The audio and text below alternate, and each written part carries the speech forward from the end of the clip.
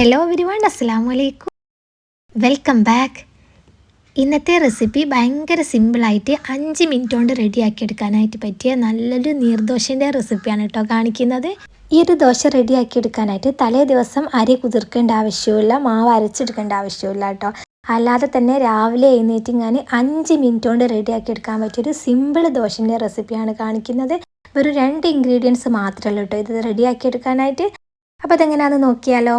അപ്പോൾ ഞാൻ ഇത് റെഡിയാക്കി എടുക്കാൻ മിക്സിയുടെ ജാറിലേക്ക് 1 ഗ്ലാസ് പച്ചവെള്ളം എടുത്തിട്ടുണ്ട്. സാദാ വെള്ളമായിട്ട് എടുത്തത്. അതേ ഗ്ലാസ്സിലെ ആ ഒരു സെയിം അളവ് തന്നെ 1 കപ്പ് വറുത്ത പത്തിരിപ്പൊടി എടുക്കുന്നുണ്ട്. ഇത് പച്ചരി കൊണ്ട് നമുക്ക് പച്ചരി കുതിർത്ത് വെച്ചെങ്ങാനും ചെയ്തെടുക്കട്ടോ, ഇതായിരിക്കും ഒന്നും കൂടി നന്നാവുക. പിന്നെ അതേ 1 കപ്പ് തന്നെ 1/4 കപ്പ് തേങ്ങ ഇട്ട് കൊടുത്തിട്ടുണ്ട്. പിന്നെ ആവശ്യത്തിനുള്ള ഉപ്പിട്ട് കൊടുക്കുന്നുണ്ട്. പിന്നെ 1 ടീസ്പൂണ് പഞ്ചസാര ഇട്ട് കൊടുക്കുക. എന്നിട്ടിത് നന്നായിട്ടൊന്ന് അടിച്ചെടുത്തിട്ട് വരണം. അപ്പം ഞാൻ അത് നന്നായിട്ട് ഇവിടെ അടിച്ചെടുത്തിട്ടുണ്ട്. ഈ ഒരു ദോശൻ്റെ മാവ് ഈ ഒരു തിക്കിലാട്ടോ എനിക്ക് കിട്ടിയിട്ടുള്ളത്. ഇങ്ങനെ കട്ടിയിൽ അല്ല കേട്ടോ ഈ ഒരു ദോശ ചുട്ടെടുക്കുക. ഇത് ഞാൻ വേറൊരു പാത്രത്തിലേക്കൊന്ന് മാറ്റി കൊടുക്കുന്നുണ്ട്. എനിക്കിതാ ഈ ഒരു നീർദോശൻ്റെ മാവ് ആദ്യം തന്നെ അടിച്ചെടുത്തപ്പം ഈ ഒരു തിക്കിലാണ് എനിക്ക് കിട്ടിയിട്ടുള്ളത്. ഇനി ഇത് നന്നായിട്ടൊന്ന് ലൂസാക്കി എടുക്കണം. ഇങ്ങനെ ദോശ ചുട്ടെടുക്കാനായിട്ട് കഴിയൂല കേട്ടോ, ഇത് നല്ല റെഡി ആയിട്ട് കിട്ടൂല.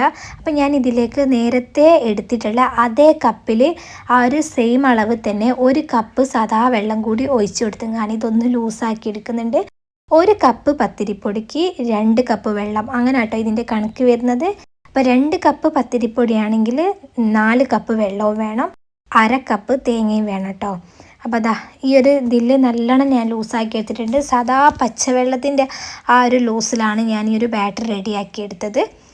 ഇനി ഈ ഒരു ദോശ ചുട്ടെടുക്കുമ്പം പ്രത്യേക ഒരു കാര്യം ശ്രദ്ധിക്കണം. നമ്മുടെ പാത്രം അടുപ്പത്തേക്ക് വെച്ചാൽ അത് ഹൈ ഫ്ലെയിമിൽ തന്നെ ഇട്ട് നന്നായിട്ട് ചൂടാക്കി എടുക്കണം.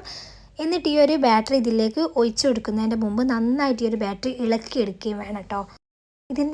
ഈ ഒരു മിക്സ് ഇതിലേക്ക് ഒഴിച്ചു കൊടുക്കുമ്പോൾ ഒരിക്കലും നമ്മുടെ പാത്രം ലോ ഫ്ലെയിമിൽ ഇട്ട് കൊടുക്കരുത്, നല്ല ഹൈ ഫ്ലെയിമിൽ തന്നെ ഇട്ട് കൊടുത്തെങ്ങാനും വേണം ഈ ഒരു മിക്സ് ഒഴിച്ചു കൊടുക്കാനായിട്ട്.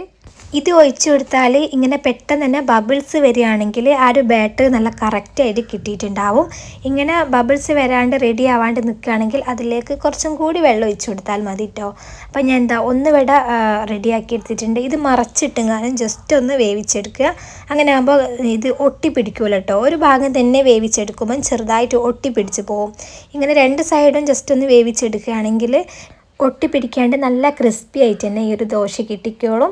അപ്പോൾ ഞാൻ ഫസ്റ്റത്തെ ഇവിടെ ചുട്ടെടുത്തിട്ടുണ്ട്. അതുപോലെ രണ്ടാമത്തത് ചുട്ടെടുക്കുമ്പോഴും തീ നല്ല ഹൈ ഫ്ലെയിമിൽ ഇട്ട് കൊടുത്തെങ്ങാനും ഈ ഒരു ബാറ്ററി നന്നായിട്ട് മിക്സാക്കിങ്ങാനും തന്നെ ഒഴിച്ച് കൊടുക്കുക.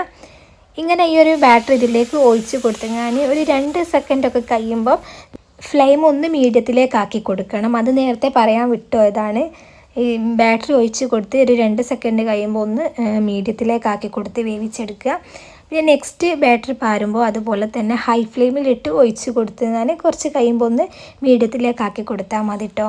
അങ്ങനെ ഞാൻ 4 ദോശ കേട്ടോ ഇവിടെ ചുട്ടെടുത്തിട്ടുള്ളത്. അപ്പോൾ അത് 4 ഞാനിവിടെ ഓരോന്നായിട്ട് ചുട്ടെടുത്തിട്ടുണ്ട്. അപ്പോൾ നീർദോശ ഫുള്ളായിട്ട് ഞാനിവിടെ റെഡിയാക്കി എടുത്തിട്ടുണ്ട്. ഇത് ഞാനിങ്ങനെ മടക്കി വെച്ച് കൊടുത്തതാണ് കേട്ടോ. അപ്പോൾ ഭയങ്കര സിമ്പിളായിട്ടാണ് ഞാൻ ഈ ഒരു ദോശ റെഡിയാക്കിയെടുത്തത്. അതുപോലെ 2 ഇൻഗ്രീഡിയൻസ് മാത്രം മതി ഇത് സെറ്റായി വരാനായിട്ടും. അപ്പോൾ ഒരു തവണയെങ്കിലും നിങ്ങളൊന്ന് ട്രൈ ചെയ്ത് നോക്കണം, എന്തായാലും റിസൾട്ട് ഉറപ്പാണ്. രാവിലെ ഒട്ടും ടൈമില്ലാത്തവരൊക്കെ ആണെങ്കിൽ ഇതൊന്ന് ട്രൈ ചെയ്ത് നോക്കിയാൽ മതി. അപ്പോൾ ഞാൻ നേരത്തെ പറയാൻ വിട്ടു, ഈ വീഡിയോ ഇഷ്ടപ്പെടുകയാണെങ്കിൽ എന്തായാലും ഒന്ന് ലൈക്ക് ചെയ്തൊന്ന് സപ്പോർട്ട് ചെയ്യുക. കൂടാതെ നിങ്ങളുടെ ഫ്രണ്ട്സിനും ഫാമിലിക്കൊക്കെ ഒന്ന് ഫോർവേഡും ചെയ്ത് കൊടുക്കണം. ഇതിൻ്റെ കൂടെ ഞാൻ കറിയായിട്ട് ചിക്കൻ കറി ആയിരുന്നു കേട്ടോ ഉണ്ടാക്കിയിട്ടുണ്ടായിരുന്നത്. ഇതിൻ്റെ കൂടെ ചട്ടിനൊക്കെ ആണെങ്കിൽ ഒന്നും കൂടി ടേസ്റ്റ് ഉണ്ടാവും കേട്ടോ. അപ്പോൾ ഇൻഷാ അല്ലാഹ് ഇതുപോലത്തെ വീഡിയോസൊക്കെ ആയിട്ട് ഞാൻ ഇനിയും വരുന്നതാണ്. അതുവരേക്കും ബൈ ബൈ, അസ്സലാമു അലൈക്കും.